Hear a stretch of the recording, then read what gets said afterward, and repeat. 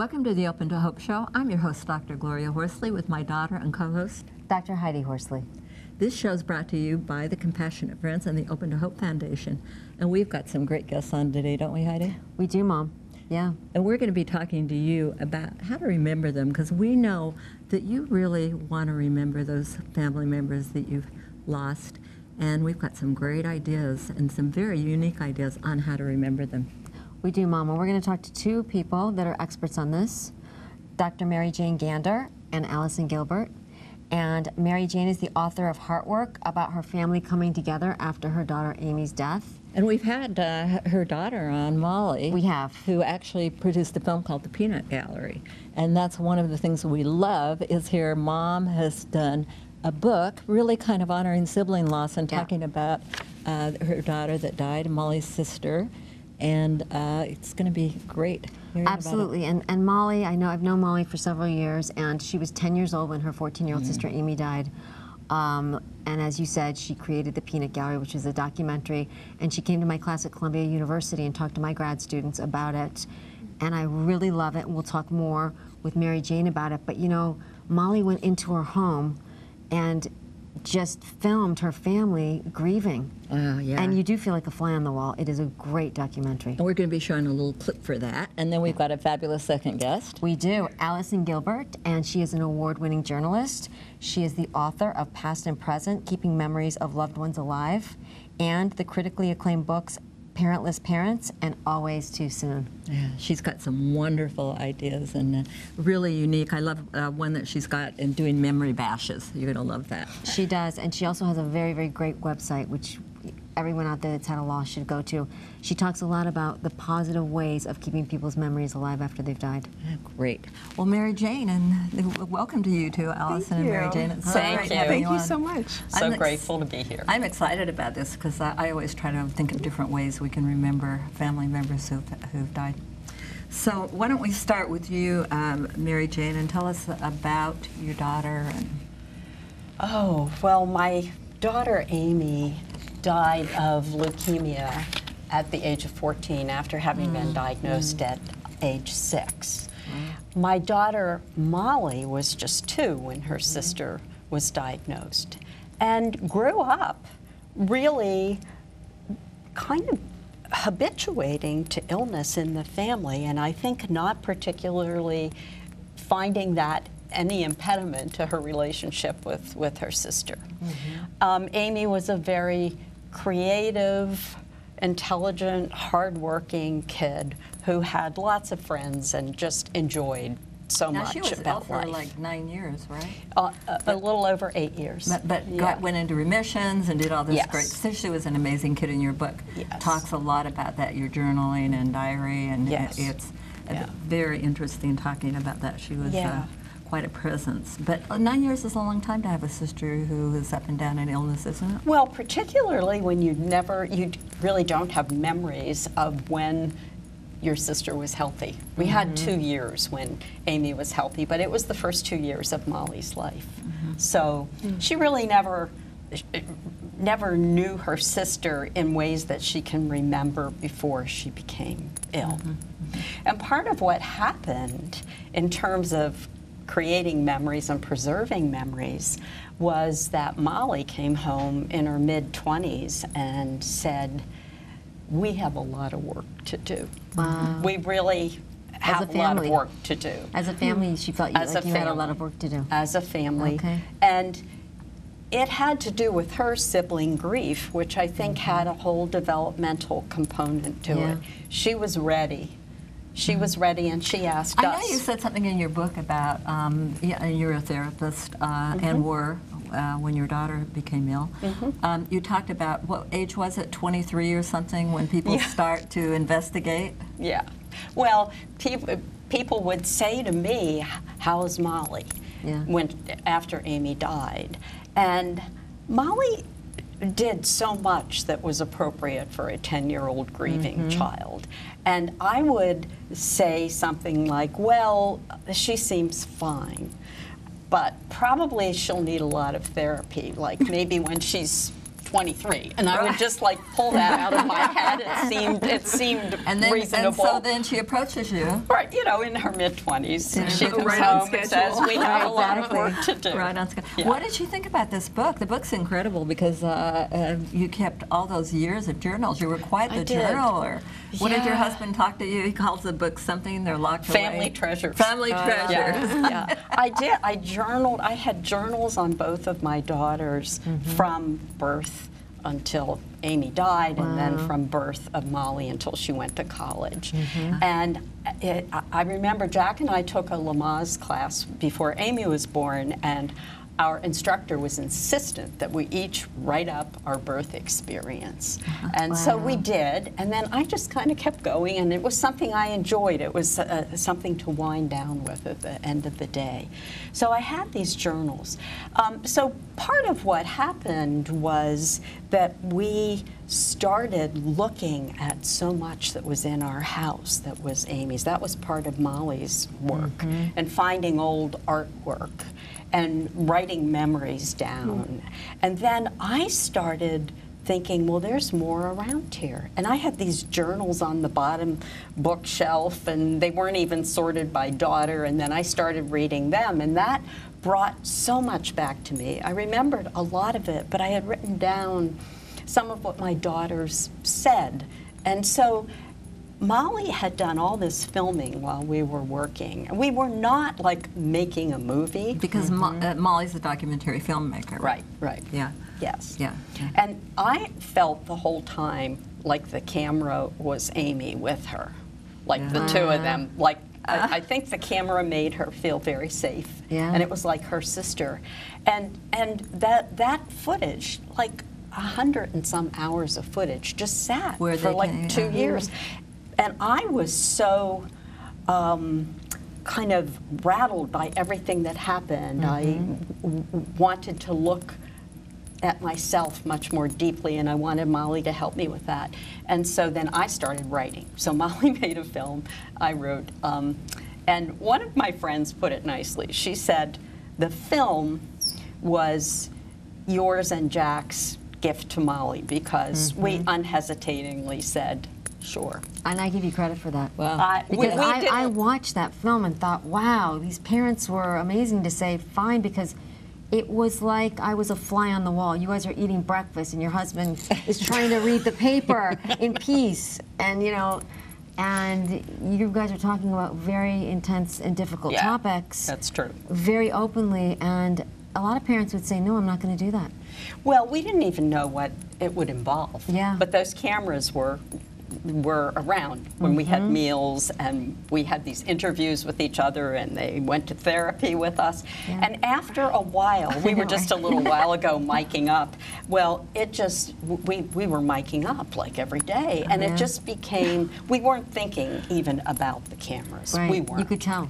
We weren't. I did feel like a fly on the wall. I felt like I was a little embarrassed, because I'm like, wow, I'm eavesdropping on their conversations. Do they want me in here? Yeah. I mean, I wasn't in there. I was watching the show. Now tell me, as a person, did you feel that you were doing that for Molly as a sibling loss, or do you feel as a parent, did it bring you some closeness, and you and your husband? How did it affect that family unit? And would you recommend it? Well, I think every family has to find their own way. I would not recommend that families do this. It worked for us, but I think families have to figure out who they are and what would work with them. But my innocent first reaction to it was, yes, I would do anything to help my child's grieving process move along, of course. And my husband was the same way. We didn't like have long discussions about it. It was like, sure, we'll do this. Okay. Well, let's take a quick look at the clip Molly gave us. She just gave us a 1-minute clip, and it's not so much it's not so much your whole family scene. It's more about her sister, which I think is interesting. I think it's interesting to see, out of all these hours of footage, what Molly picked to put on today. So let's take a look at it.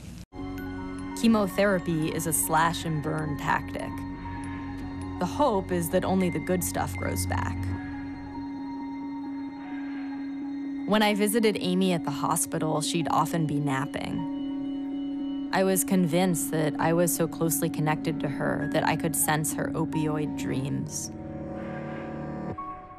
I'd picture swirls of magenta and turquoise behind soft, billowy clouds. In any case, the chemo worked again, the second time.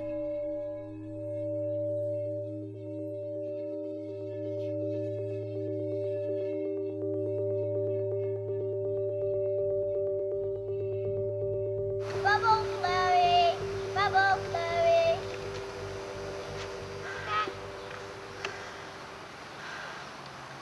I love that she picked that. Me too. And ended it with a picture of her and her sister together. Yeah. I mean, you know, it really touched me because it wasn't exactly about mom and dad. Yeah.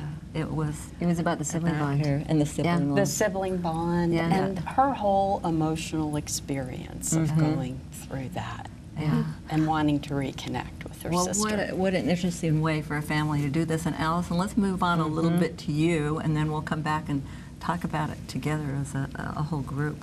Tell us about your book, why you wrote it, and what your thoughts are. Well, I want to tell you that that film is something I now want to watch. It looks amazing, and I think part of the incredible gift that you've given your daughter, who did this film about her loss, is that one of the great tricks that I write about in Past and Present, which is my book, is about how to frame loss in relationship to the person who's experiencing that pain of that separation. So for example, and I'll come back to how it relates to your daughters, my children never met my mom because she died before I was even married. And so I make sure when I talk about my mom, I talk about your grandmother. Like that. And not about me and my mom. So I would never say to them, my mom, because it's not about them. Then they can kind of distance themselves from what I'm saying. But just with a simple word choice, I orient the conversation so it means something to them. And so what it seems like in this film is that the movie then becomes not so much about your daughter, but really about her sister.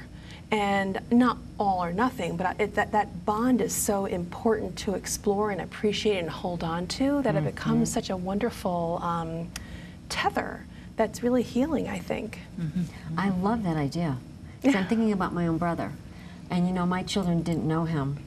And I want to keep his memory alive for them. So I love the idea, rather than talking about Scott as my brother Scott, talking about it as your Uncle Scott. Yes, it's so simple. It is. It costs no money. Yeah. It's just a matter of like how you reframe a simple conversation because everyone loves to have things relate to them. Like we're all kind of self-centered by nature, right? It's not bad. It's just the way kind of the world works. And so a simple word choice can make such a difference. And so that's just one of the ideas that I write about in Past and Present. That is, you put them in relationship. 100%. Allison, I love, tell us a little bit about what you did with your grandmother's recipe. Yes. And how you put it on a plate.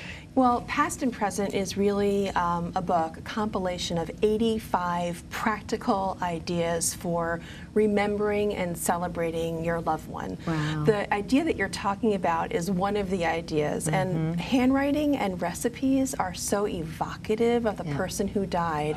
And my grandmother, before she passed away, passed down to me her famous coffee cake recipe, which is just fantastic. People can email me and I'll give you the recipe. I promise. Just go on my website. You know, I promise I'll email it to you. And what I did is I found a potter who I've never met. But I was vetting the book. I was researching the ideas, you know, to include in the book.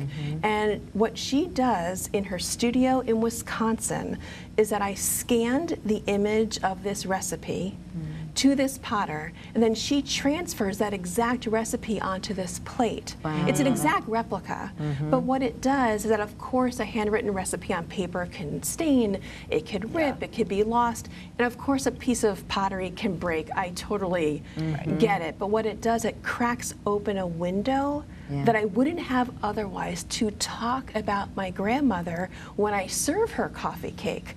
Because it's not enough to serve the dish that's reminiscent. If you have a moment to actually physically have a reminder to talk about why that recipe is significant, it's a double win, right? It's delicious, and you get this opportunity to talk about your loved one. It's a conversation piece. Yes, yes, definitely. Yeah. Well, tell us a little bit about your memory bashes. Well, and traveling around with your book. Yeah, so this has been a real joy. So a memory bash is one of the ideas in Past and Present. And really a memory bash is just a memory party, a bash meaning a party. And so often when we are grieving the loss of a loved one, we feel isolated, right? We tend to remember alone much of the time, right? Not all the time. So what a memory bash is an opportunity to come together in community, whether it's in your church or your synagogue, or whether or not it's in your home and you invite friends and family over. It's wherever that place is where you can invite people. Maybe it's a community center. It doesn't matter where it is, as long as you share a moment or several hours to do activities, to eat good food, to listen to music, and ultimately at the end, to raise your glass and toast, really toast the loved one that you've lost. And so I run memory bashes across the country, and I love doing it. It is the greatest honor. It's really a privilege, and so I go into hospitals, and I go into hospices, and I run these programs because people who have been served by a hospice, let's say, for example, or a hospital, they might not even know who else has benefited from this very small moment of time that, of course, has incredible ripple effects. So these memory bashes are an opportunity for organizations to extend their reach in that bereavement space to support families. And then I get to come in and feel this incredible connection to people who are open and ready to explore ways of remembering and celebrating what their loved one still means to them. Not what their loved one did mean to them, but still. And so that's the greatest gift. That's fabulous. Yeah, it's a lot of fun. And what our loved one means to us changes as we grow older and get into different developmental stages. It's interesting. Yeah, it's actually interesting that you say that. So one of the activities that we do at these memory bashes is that we create these memory magnets. And so often there are photographs of our loved ones that maybe they're in an album, maybe they're on your computer, maybe they're just, you know, on that wall, and you walk by and you kind of don't see it anymore, right? It just kind of becomes invisible because it's always there. It becomes part of the wallpaper. And so what the Memory Magnet Project becomes at these memory bashes, too many times we're using the word memory, is that you take the photograph or a photocopy of that photograph if you don't want to destroy the original one, and you cut it up and you put it with a no mess project, there's no glue, and you put it on a magnet. And you put that photograph on your refrigerator, you put it on the washer and dryer, somewhere that people in your family will see it. I love that. And that just becomes something new. Again, it's another opportunity just to talk and say the name of your loved one out loud. How many times do we miss or we hear people who long to have a reason to bring up their loved one in conversation, right? It kind of, it ebbs, like your opportunity to talk and vocalize and have their name. Their name is big. Right, and so this is another way of just creating a moment where not only your family, but when you have visitors come over, tell me about that picture. And we're also being good role models for other people. You know, we're modeling, okay, it's okay to keep talking about your parents and my brother and your daughter and your son. I mean, this is a normal thing, and they're in the fabric of our lives forever. And so I think that it's important for people to see that, so that if they have their own loss, they'll realize, okay, you know what, it's okay. Because my biggest fear, and I know a lot of people's, is that people would forget about Scott, and that his memory would die when he did. And I feel like one of the reasons I'm on this earth is to keep his memory alive, and as long as I'm here, I'm gonna do that for people that didn't know him. I'm just going to share the most important tip, if I had any, about remembering your loved one, if you don't mind. Yes, please do. If I were to boil down my book into one thought that fuels all 85 ideas in Past and Present, it would be this: you must be proactive. So when you are mourning, that is passive. People tend to come to you. They may pay a Shiva call, they may come to a wake, they attend a funeral, they call you, they may leave a beautiful lasagna, at your front door. You are a passive recipient of support.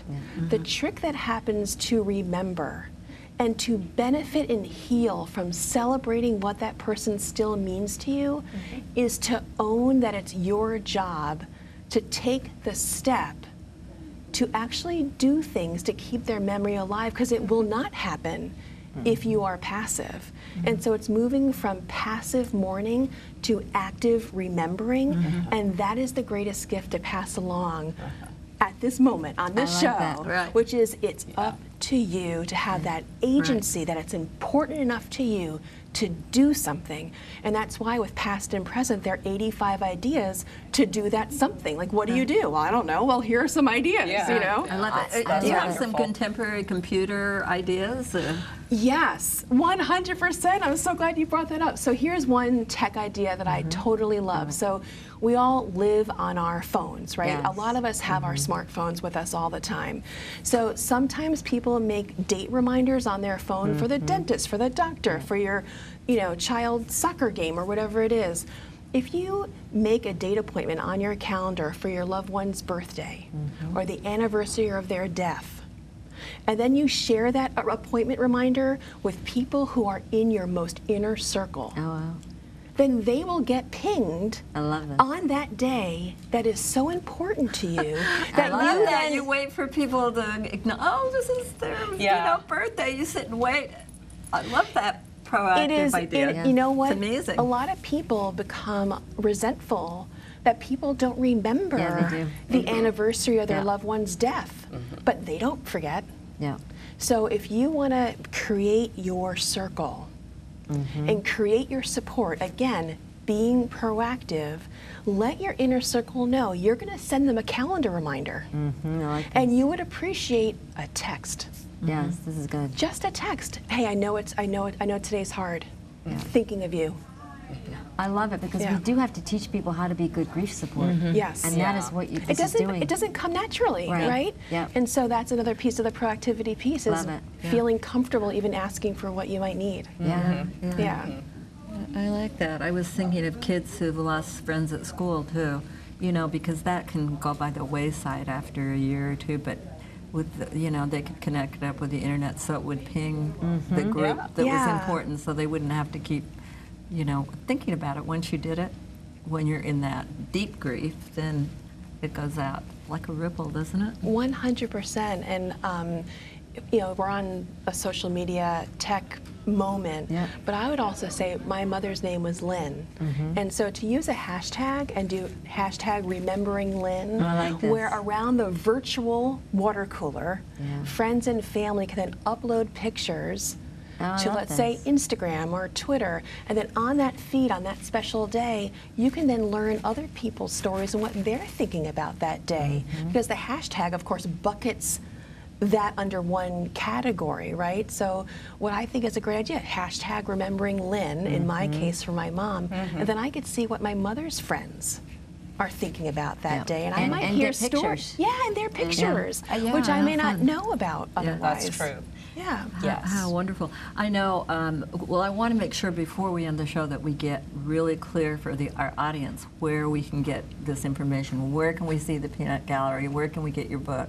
And I know you said something about that you would like to see the film in connection with the book, being some kind of an educational thing for people. I think I read that you said that. I did. Yeah, Molly and I have conversations about that. And Molly, in fact, contacted me and said, Heidi, I'm going to write something up. Will you look it over? And I said, absolutely, because I'm all about the sibling, raising awareness for sibling loss. So I love that she's taking this on. Molly will write to me and say, what's your log line? So then I go look up log line. So where can we find you? You got a website? I don't have a website. My book is on Amazon, and it is heart work. Okay, and how about getting Molly's? I think that this summer it will be downloadable and also in DVD. But I'm not. I'm don't have the details about that. Molly will have to give that to you. But this summer it is supposed to become but I know, available. Mary Jane, if we want to find you, all we have to do is Google you, because I did. And you came up over and over and over. And so did Allison. I can't wait to watch the film this summer. That sounds great. AllisonGilbert.com, and if you're on Twitter or Instagram or Facebook, I'm just there. You are. You're so A Gilbert Writer is some of the other ways of finding me, but I would love to connect, whoever is watching. And you have a great website.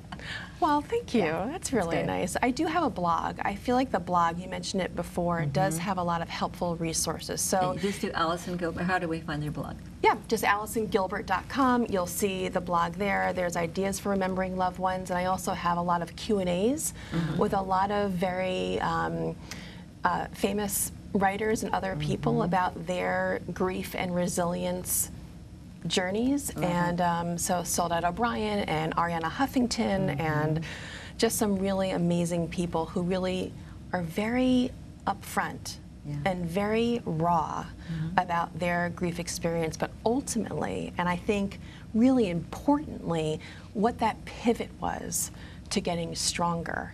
And so I really highly recommend finding the blog on AllisonGilbert.com. And we were also just talking about Option B, Sheryl Sandberg's site, and she's been on Time Magazine. How amazing that's been. And we're both writing for her. And as is Allison. So we've all got our stories on her site as well. Yeah. And you can go to her site and put your story on there too, Option B. Take a look. Good to know. Well, listen, thank you both for being on the show. Thank you. Yes, thank you. Kind of amazing, and Thank I you love so this, much.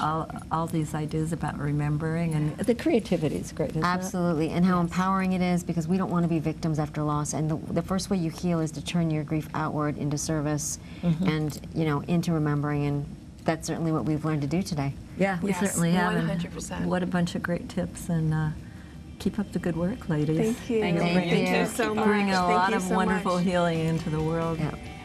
Thank you. Well, thanks for watching this show today, and Heidi, I always want to remind you that if you've lost hope, please lean on ours until you find your own, and God bless.